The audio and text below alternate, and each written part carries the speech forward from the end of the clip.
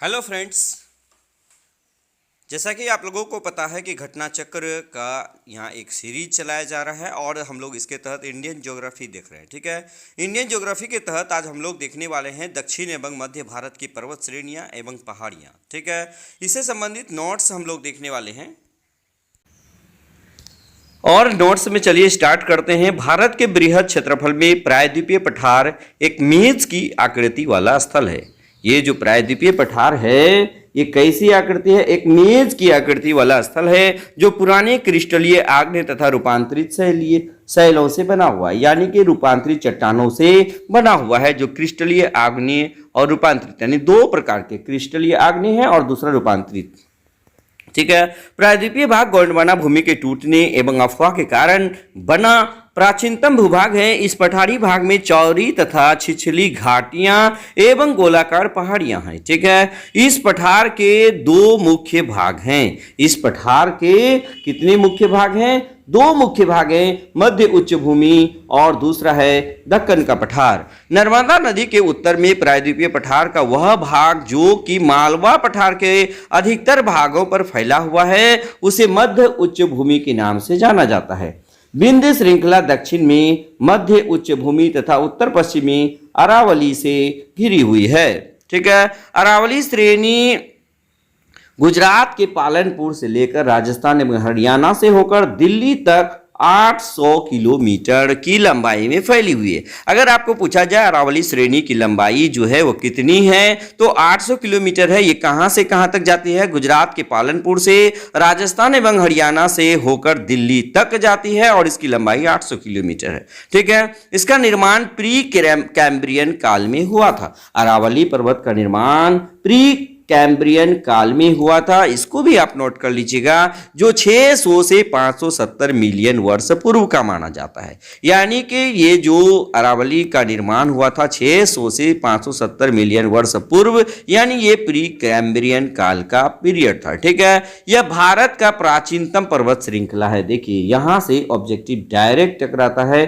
कि जो आपका अरावली पर्वत है तो भारत की प्राचीनतम पर्वत श्रृंखला कौन सी है? तो इसका राइट आंसर होगा अरावली। ठीक है, यहां से ऑब्जेक्टिव डायरेक्ट टकराता है। जबकि विश्व की सबसे प्राचीन पर्वत श्रृंखलाओं में से एक है। इसकी सर्वोच्च चोटी का नाम गुरु शिखर है। यानी कि अरावली पर्वत का सर्वोच्च शिखर जो है उसका नाम क्या है? गुरु शिखर है और इसकी ऊंचाई 1722 मीटर है। अरावली अवशिष्ट पर्वत यानी रेसिडुअल माउंटेन का उदाहरण है। अब सबसे बड़ी बात होता है कि यह अवशिष्ट पर्वत होता क्या है? अवशिष्ट पर्वत क्या होता है? तो अवशिष्ट पर्वत उन पर्वतों को कहा जाता है जो प्रारंभिक पर्वत अपर्दन की शक्तियों द्वारा अपर्दित होकर नीचे हो जाते हैं तथा उनका अवशिष्ट या शेष अवरोधक भाग ही दृष्टिगोचर होता है। चूंकि इनका निर्माण अन्य प्रकार के पर्वतों पर अत्यधिक अपर्दन होने से होता है, अतः इन्हें घर्षित पर्वत या अवशिष्ट पर्वत भी कहा जाता है। ठीक है, तो अवशिष्ट पर्वत समझ में आ गया, यानी कि घिसा पीटा। ठीक है, अपर्दन की शक्तियों के द्वारा अपर्दित होकर जब उसका सतह नीचे हो जाता है तो ऐसे पर्वत को ही अवशिष्ट पर्वत कहा जाता है। तो ये अरावली पर्वत कैसा पर्वत है? तो अवशिष्ट पर्वत है। ठीक है, उदाहरण के रूप में देखिएगा विंध्याचल पर्वत, अरावली पर्वत और सतपुरा पर्वत ये अवशिष्ट पर्वत के उदाहरण हैं। ठीक है, नेक्स्ट हम लोग इसको देखिएगा एक मैप के माध्यम से हम लोग देख लेते हैं विभिन्न पर्वत श्रृंखलाओं को। जैसे देखिए अरावली रेंज ये 800 किलोमीटर के क्षेत्र में फैला हुआ है। ये इस तरह से हम लोग देखेंगे हिमालय का विस्तार पाया जाता है। ठीक है, गारो खासी जयंतियां ये मेघालय में पाया जाता है।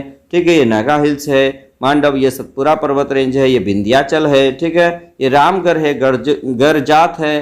ठीक है, ये आप गिर की पहाड़ियां हैं। ये सब आप लोग यहाँ पर देख सकते हैं। यानी दक्षिण एवं मध्य भारत की पर्वत श्रेणियां एवं पहाड़ियों को आप मैप के माध्यम से यहाँ पर देख सकते हैं। ठीक है, कार्डेमम की पहाड़ियाँ लगातार पूछा जाता है, नामले की पहाड़ियाँ, सेवराई की पहाड़ियाँ। ठीक है, ये आप यहाँ पर देख सकते हैं। ठीक है, चलिए ये हो गया मैप अब देख लिए। अब देखिएगा नेक्स्ट हम लोग यहाँ पर बात कर लेते हैं सतपुरा। सतपुरा श्रेणियां दक्कन पठार का भाग है। इनका विस्तार मध्य प्रदेश और महाराष्ट्र राज्यों में पाया जाता है। सतपुरा पर्वत का विस्तार मध्य प्रदेश और महाराष्ट्र राज्यों में है। इन श्रेणियों के उत्तरी भाग पर नर्मदा नदी तथा दक्षिणी भाग पर ताप्ती नदी बहती है। सतपुरा श्रेणियां इन दोनों नदियों के मध्य स्थित है। देखिए, आपको ये बहुत बार पूछा गया है कि सतपुरा श्रेणियां जो है कौन कौन से नदी के बीच है, तो नर्मदा और ताप्ती नदी के बीच कौन सा पर्वत है? सतपुरा पर्वत है। अजंता श्रेणी महाराष्ट्र राज्य के औरंगाबाद जिले में है। धूपगढ़ श्रेणी जो है ये सतपुरा श्रेणी की सर्वोच्च चोटी है। सतपुरा चोटी जो है ये धूपगढ़ चोटी जो है सतपुरा श्रेणी की सबसे ऊंची चोटी है। यह पंचमढ़ी में स्थित है। ठीक है, नेक्स्ट हम लोग देख लेते हैं पश्चिमी घाट को सह्याद्री के नाम से जाना जाता है और पश्चिमी घाट की औसत ऊंचाई 1200 मीटर है। केरल में इसे सभ्य पर्वतम यानी पश्चिमी घाट को केरल में क्या कहा जाता है? सभ्य पर्वतम भी कहा जाता है। आपको पूछा जा सकता है पश्चिमी घाट का अन्य नाम क्या है केरल में, तो सभ्य पर्वतम है। पश्चिमी घाट की सबसे ऊंची चोटी केरल में स्थित है और पश्चिमी घाट की सबसे ऊंची चोटी का नाम अनाईमुडी है और अनाईमुडी की कुल ऊंचाई 2695 मीटर यानी 2695 मीटर है। पश्चिमी घाट का विस्तार दक्षिणी क्षेत्र उत्तरी क्षेत्र की अपेक्षा अधिक ऊंचा है। पश्चिमी घाट का जो विस्तार है दक्षिणी क्षेत्र उत्तरी क्षेत्र की अपेक्षा यानी दक्षिणी क्षेत्र अधिक ऊंचा है, उत्तरी क्षेत्र कम ऊंचा है। पश्चिमी घाट का विस्तार पश्चिमी सागर तट के समानांतर गुजरात से लेकर तमिलनाडु तक लगभग 1500 किलोमीटर की लंबाई में उत्तर में तापी के मुहाने से दक्षिण में कुमारी अंतरीप तक पाया जाता है। किसका विस्तार? पश्चिमी घाट का। ठीक है, उसके बाद हम लोग देखते हैं ये भ्रोंसथ यानी ब्लॉक पर्वत है। पश्चिमी घाट कैसा पर्वत है भाई? तो ये ब्लॉक पर्वत है जिनका निर्माण स्थल एक खंड के अरब सागर में अपसंवलन के कारण हुआ है। इसका पश्चिमी ढाल तीव्र एवं खरा जबकि पूर्वी ढाल मंद एवं सीढ़ीनुमा है। सीढ़ीनुमा, ठीक है, कैसा है? सीढ़ीनुमा या क्रमशः नीचा होता हुआ पठार है। 16 डिग्री उत्तरी अक्षांश, याद रखिएगा 16 डिग्री उत्तरी अक्षांश तक पश्चिमी घाट मुख्यतः बैसाल्ट शैलों से एवं गोवा से दक्षिण ग्रेनाइट और नाइस शैलों से निर्मित है। ठीक है, नेक्स्ट हम लोग देख लेते हैं ये नल्लामलई पहाड़ियां आंध्र प्रदेश के कृष्णा और पेन्नरू नदी के मध्य स्थित है। यह पूर्वी घाट की पहाड़ियों में पूर्वी तटीय मैदान के समानांतर है। ठीक है, महानदी से नीलगिरी की पहाड़ियों के मध्य विस्तृत है। ठीक है, अगला देखिएगा जावादी पहाड़ियां तमिलनाडु राज्य के उत्तरी अर्काट जिले में स्थित है। जावादी पहाड़ियां जो है ये कहाँ स्थित है? तमिलनाडु के अर्काट जिले में स्थित है। पहाड़ियों की रानी के नाम से विख्यात नीलगिरी पहाड़ियां पूर्वी घाट एवं पश्चिमी घाट के सम्मिलन स्थल पर अवस्थित है। देखिए, ये क्वेश्चन कई बार पूछा जा चुका है, बीपीएससी में भी पूछा गया है कि पूर्वी घाट और पश्चिमी घाट का मिलन स्थल कौन सा है? नीलगिरी पहाड़ियां हैं। कौन सा पहाड़ी है? नीलगिरी पहाड़ी पूर्वी घाट और पश्चिमी घाट का मिलन स्थल है। ठीक है, उसके बाद नीलगिरी का सर्वोच्च चोटी का नाम क्या है? तो दोदा बेटा है और इसकी ऊंचाई 26,637 मीटर है। नीलगिरी पहाड़ियों की सर्वोच्च चोटी का नाम दोदा बेटा है। दक्षिण भारत की प्रसिद्ध टोडा जनजाति यही निवास करती है। आपको यह भी क्वेश्चन पूछा जाता है कि टोडा जनजाति नीलगिरी क्षेत्र में निवास करती है। पूछा जाता है टोडा जनजाति कहाँ निवास करती है? तो ये नीलगिरी पहाड़ी पर यानी ये तमिलनाडु में स्थित है। अन्नामलई पहाड़ियां केरल एवं तमिलनाडु राज्य की सीमा पर स्थित है। इसकी सर्वोच्च चोटी अनाईमुडी है। इसकी सर्वोच्च चोटी का नाम क्या है? अनाईमुडी है। नीलगिरी पर्वतमाला तमिलनाडु, केरल एवं कर्नाटक राज्यों में विस्तृत है। यह एक पर्वत ग्रंथि है। नीलगिरी पर्वतमाला तमिलनाडु, केरल एवं कर्नाटक राज्यों में विस्तृत है। ठीक है, और यह पर्वत ग्रंथि है। अगला हम लोग देखते हैं कार्डेमम दक्षिण भारत में दक्षिण पश्चिमी घाट के केरल के दक्षिण पूर्वी हिस्से तथा तमिलनाडु के दक्षिण पश्चिमी हिस्से में अवस्थित है, इन पहाड़ियों पर इलायची की खेती बड़े पैमाने पर होती है, इसलिए कार्डेमम पहाड़ियों को इलायची की पहाड़ी भी कहा जाता है। यानी आपको पूछा जाएगा इलायची की पहाड़ी किसे कहा जाता है, कार्डेमम को कहा जाता है। और ये कार्डेमम पहाड़ियां कहाँ हैं, तो ये केरल के दक्षिणी पूर्वी हिस्से तथा तमिलनाडु के दक्षिणी पश्चिमी हिस्से में अवस्थित है। क्लियर। नेक्स्ट देखिए, सेवराय पहाड़ियां तमिलनाडु के सलेम कस्बे के पास अवस्थित है। लगभग 50 किलोमीटर क्षेत्रफल पर विस्तृत ये पहाड़ियां पूर्वी घाट का हिस्सा है। तमिलनाडु का प्रसिद्ध हिल स्टेशन यारकॉड इन्हीं पहाड़ियों पर स्थित है। देखिए ये क्वेश्चन भी बराबर पूछा जाता है कि तमिलनाडु का प्रसिद्ध जो हिल स्टेशन है उसका नाम क्या है, यारकॉड है, जो इन्हीं पहाड़ियों पर स्थित है, यानी सेवराय पहाड़ियों पर स्थित है। उसके बाद देखिएगा महादेव पहाड़ियां सतपुरा पर्वत श्रेणी का भाग है, जो मध्य प्रदेश राज्य में है। महादेव पहाड़ियां कहाँ है, सतपुरा पर्वत श्रेणी में है, और ये कहाँ है, मध्य प्रदेश में है। कैमूर पहाड़ियां मध्य प्रदेश से बिहार के सासाराम तक विस्तृत है। गर जात की पहाड़ियां ओडिशा राज्य में स्थित है, जहां गोंड जनजाति निवास करती है। ठीक है, गर जात की पहाड़ियां कहाँ हैं, ओडिशा राज्य में है, और गोंड जनजाति यहाँ निवास करती है, जो भारत की सबसे बड़ी जनजाति है। ठीक है। उसके बाद देखिए बालाघाट श्रेणी, हरिश्चंद्र श्रेणी तथा सतमाला पहाड़ियां महाराष्ट्र राज्य में विस्तृत है। अजंता श्रेणी का विस्तार केवल महाराष्ट्र राज्य में ही है। ये क्वेश्चन निश्चित रूप से बराबर पूछा जाने वाला है कि कौन सी ऐसी पहाड़ियां हैं जिनका विस्तार केवल और केवल एक राज्य में है, तो उसका नाम है अजंता श्रेणी। अजंता श्रेणी का विस्तार केवल महाराष्ट्र राज्य में पाई जाती है। रामगिरी की पहाड़ियां आंध्र प्रदेश के चित्तूर जिले में स्थित है। यह पूर्वी घाट तथा महेंद्र पर्वत का हिस्सा है। मैकाल श्रेणी सतपुरा श्रेणी का पूर्वी भाग है। यह छत्तीसगढ़ राज्य में स्थित है। आप ये देख लिए इसके सारे नोट्स। ठीक है, अब हम लोग प्रश्न कोश यानी कि इस टॉपिक से पूछे जाने वाले जितने भी प्रश्न हैं या जितने भी प्रश्न विभिन्न एग्जाम्स में पूछा गया है उसका कलेक्शन हम लोग यहाँ पर देखने वाले हैं। ठीक है, चलिए स्टार्ट करते हैं। पहला सवाल कि निम्नलिखित में सबसे प्राचीन पर्वत श्रृंखला कौन सी है, तो इसका राइट आंसर हो जाएगा अरावली। इसका राइट आंसर क्या होगा, अरावली होगा। ठीक है, चलिए इसका एक्सप्लेनेशन हम लोग नहीं देखेंगे, ये एमपीपीसीएस और आरएएस आरटीएस में पूछा गया है। ठीक है, चलिए आप इसका एक्सप्लेनेशन एक बार देख लीजिएगा, वीडियो को रोक करके भी आप देख सकते हैं, मैं इसको नहीं पढ़ूंगा। ठीक है, चलिए आप देखिएगा भारत की निम्नलिखित पर्वत प्रणालियों में कौन सबसे पुरानी है, तो इसका भी राइट आंसर क्या हो जाएगा, ए अरावली। ठीक है, उसके बाद देखिएगा अधोलिखित में कौन सी पर्वत श्रृंखला भारत में प्राचीनतम है, इसका भी राइट आंसर होगा अरावली। देखिए एक ही प्रश्न है लेकिन पूछने के तरीके अलग अलग हैं। अरावली श्रेणियां किस राज्य में अवस्थित है, तो राइट आंसर है राजस्थान। ठीक है, ये भी यूपीआरओ एआरओ एग्जाम में पूछा गया है। भारत की प्राचीनतम पर्वत श्रेणी कौन सी है, तो इसका भी राइट आंसर होगा अरावली। 5 नंबर तक एक ही प्रश्न को विभिन्न तरीके से पूछा गया है। अरावली श्रेणियों की अनुमानित आयु कितनी है, तो राइट आंसर होगा 570 मिलियन वर्ष। ठीक है, इसको देख लीजिए। 7 नंबर का सवाल है, देश में निम्नांकित में से कौन सा भौगोलिक क्षेत्र सबसे प्राचीन है, राइट आंसर होगा भारतीय प्रायद्वीपीय पठार।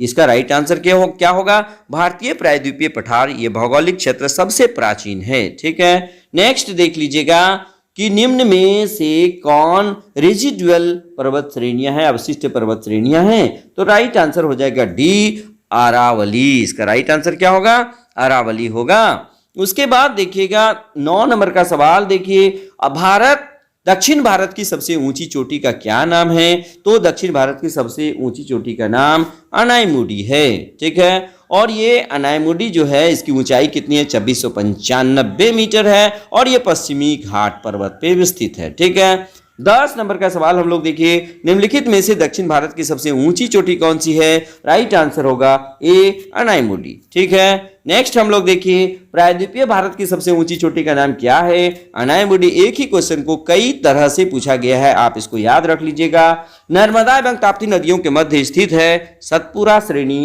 ये वेरी वेरी इंपॉर्टेंट, नोट्स में हम आप लोगों को इसको समझा दिए हैं। ठीक है, इसलिए ये एमसीक्यू हम बहुत तेजी से कर रहे हैं। ठीक है, नेक्स्ट देख लीजिए 13 नंबर का सवाल देखिए, उत्तर से शुरू कर दक्षिण की ओर नीचे दी गई इस पहाड़ियों का सही अनुक्रम कौन सा है? ए नामलई पहाड़ियां, नीलगिरी पहाड़ियां, जवादी पहाड़ियां, नामलई पहाड़ियां।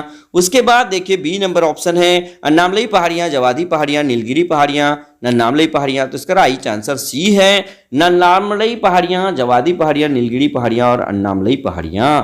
ये इसका राइट आंसर है, यानी सी नंबर। ठीक है, उसके बाद देखिएगा, इसको आप लोग एक बार बढ़िया से देख लीजिएगा, मैं स्लो कर दे रहा हूं। ठीक है, चलिए इसको बढ़िया से आप लोग पढ़ लीजिएगा। उसके बाद देखिए 14 नंबर का सवाल है कि निम्नलिखित उच्चावच आकृतियों पर ध्यान दीजिए। इसमें देखिएगा उपरोक्त उच्चावच आकृतियों का पश्चिम से पूर्व की ओर बढ़ते हुए सही क्रम क्या है? 1 2 3 4, यानी महादेव पर्वत श्रृंखला, मैकाल पर्वत श्रृंखला, छोटा नागपुर पठार और खासी की पहाड़ियां। ठीक है, चलिए अब हम लोग देखते हैं 15 नंबर का सवाल। 15 नंबर क्या कह रहा है? निम्नलिखित किस पहाड़ी पर पूर्वी घाट और पश्चिमी घाट से मिलता है? ये कई बार क्वेश्चन पूछा जा चुका है, 60 से 62वीं बीपीएससी में भी पूछा गया था। इसका राइट आंसर होगा नीलगिरी, यानी कि पूर्वी घाट और पश्चिमी घाट कहां पर मिलती है दक्षिण में जाकर? तो नीलगिरी पहाड़ियों पर मिलती है। ठीक है, पालनी पहाड़ी कभी भी आंसर नहीं कीजिएगा, राइट आंसर होगा नीलगिरी पहाड़ियां।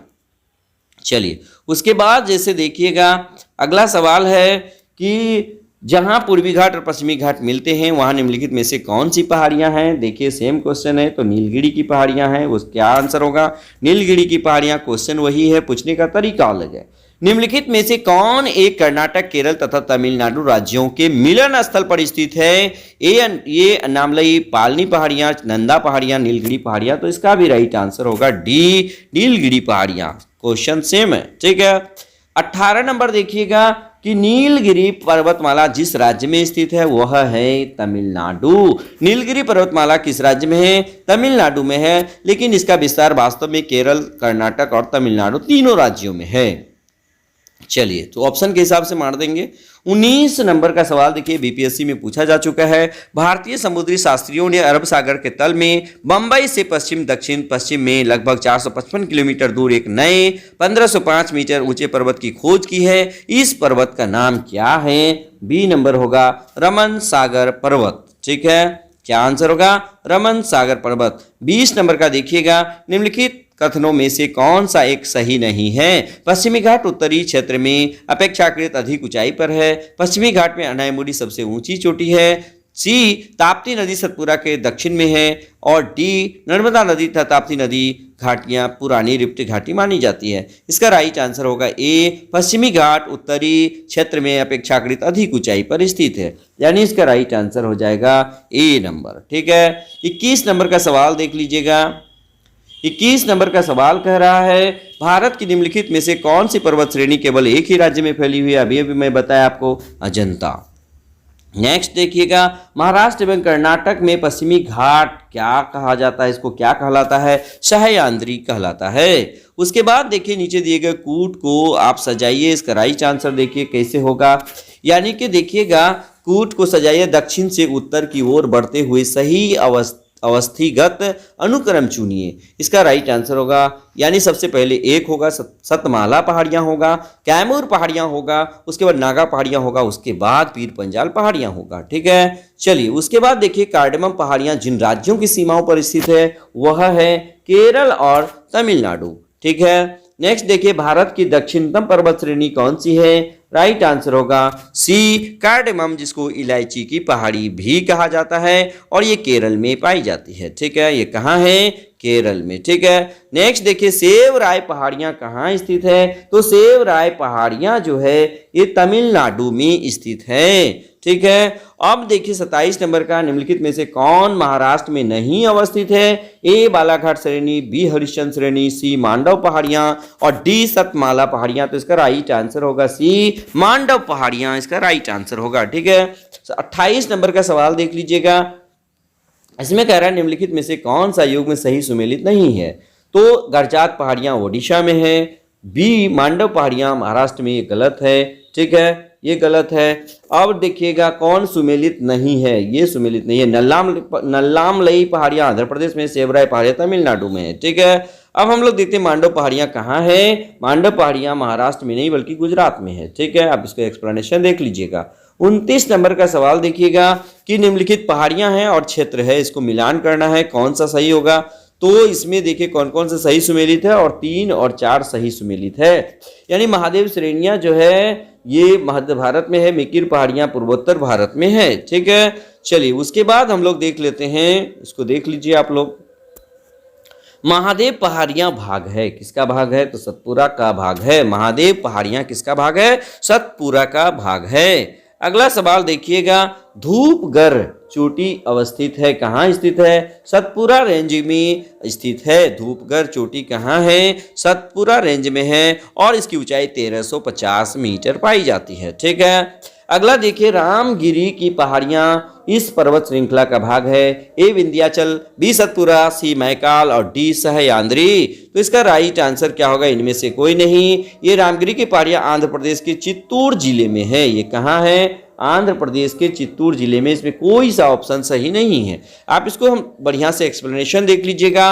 रामगिरी की पहाड़ियां आंध्र प्रदेश के चित्तूर जिले में स्थित है। यह पूर्वी घाट या महेंद्र पर्वत का हिस्सा है। ये कौन सा पर्वत का हिस्सा है? महेंद्र पर्वत का या पूर्वी यानी महेंद्रगिरी। ठीक है, इसके अतिरिक्त रामगिरी की पहाड़ियां छत्तीसगढ़ के मैकाल श्रेणी में भी स्थित है। चूंकि मैकाल श्रेणी सतपुरा श्रेणी का पूर्वी भाग है, इसलिए इसका उत्तर बी, सी तथा ई तीनों ही हो सकता है। छत्तीसगढ़ लोक सेवा द्वारा संशोधित उत्तर पत्रक में इसका आंसर बी दिया था, जो त्रुटिपूर्ण है। ठीक है, आप इसको याद रख लीजिएगा। पारसनाथ पहाड़ी की ऊंचाई कितनी है? ए 1600 मीटर, बी 1565 मीटर, सी 1365 मीटर और डी 1260 मीटर। तो इसका राइट आंसर होगा 1365 मीटर।